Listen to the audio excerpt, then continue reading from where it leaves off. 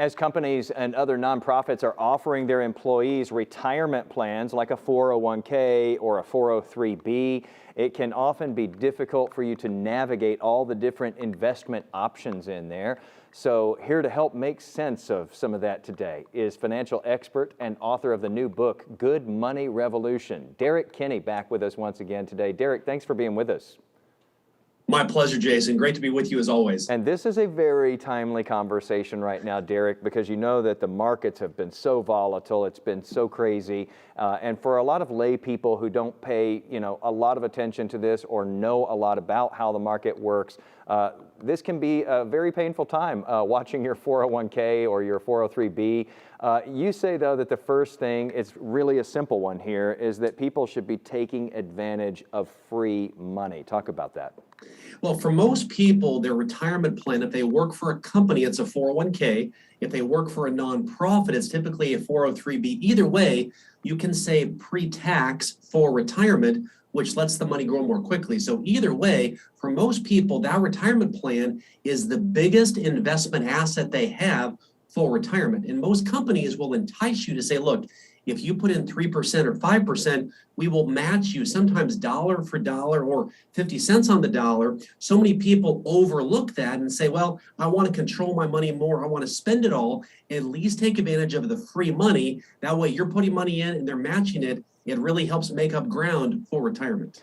Yeah, Derek, not taking advantage of a match that you are eligible for with your employer is like telling them, hey, just hang on to some of my pay. I don't want all of the pay that you want to give me. So get that money if they're offering that. Next thing that people should understand is risk tolerance. And I think a lot of us have had that tested lately. Like you think that you know what your risk tolerance is. And boy, when that thing starts to plunge, you start rethinking all of that. Why is it important for us to not only understand what our risk tolerance is, but to maybe go back and revisit that as time goes to make sure that we're still good with that?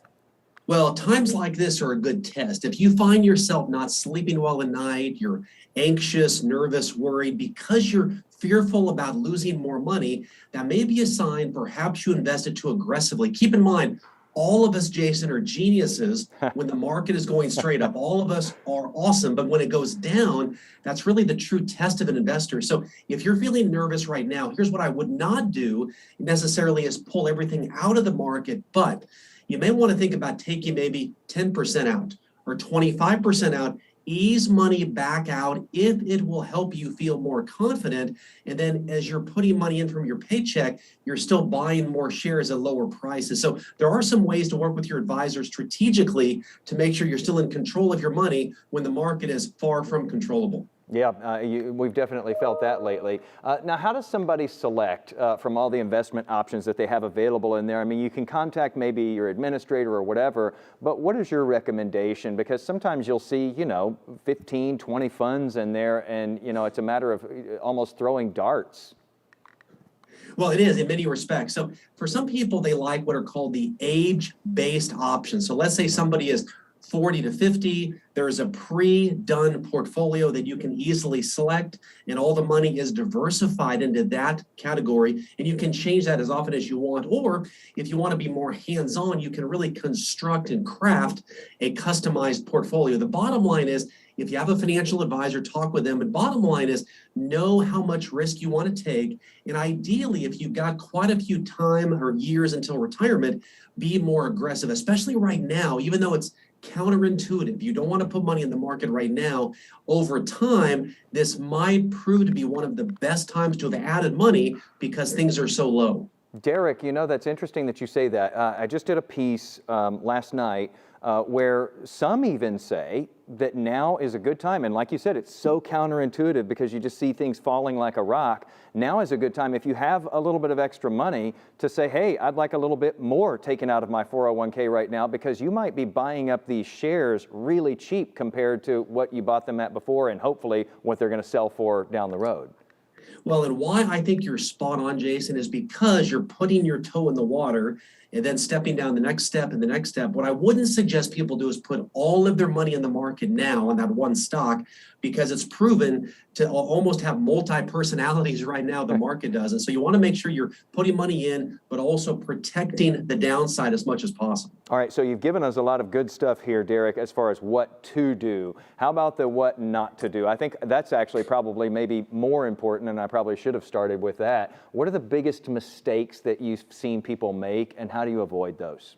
Well, I call this the Las Vegas mentality. And that is, look, I've lost so much money. I'm close to retirement. I'm feeling behind. I've got to take even more risk. And I double down and I do things I wouldn't normally do. Typically, that movie does not end very well. So what I would encourage people to do as a voice of reason to your viewers is say, look, continue the plan you're on. But if you have conservative dollars, you've got cash or money in bonds, I like to call it kind of nibbling a little bit. Just kind of add money in each month, each week. And if it drops even further, add some more in. But that way you've always got some money on the sidelines. I call that the opportunity fund, which can really help you. Some great advice here today, Derek. We may still need to check back in with you if things continue the way they are, and keep up that risk tolerance conversation as we go forward, because it's hard. It's hard to be in these markets right now. Derek Kinney, his book is called Good Money Revolution. Check it out. Derek, as always, thanks for being on with us. We'll have to do it again soon. My pleasure. Thank you, Jason. All right, coming up in our next half hour, by the way, we're going to talk about that money piece that I was talking about that we did last night. Well, we have a follow-up to it today where a bunch of really smart money managers who handle a lot of cash are telling us where they think things are going to go in the next 12 months market-wise. It may help you to make some selections in your 401k plan.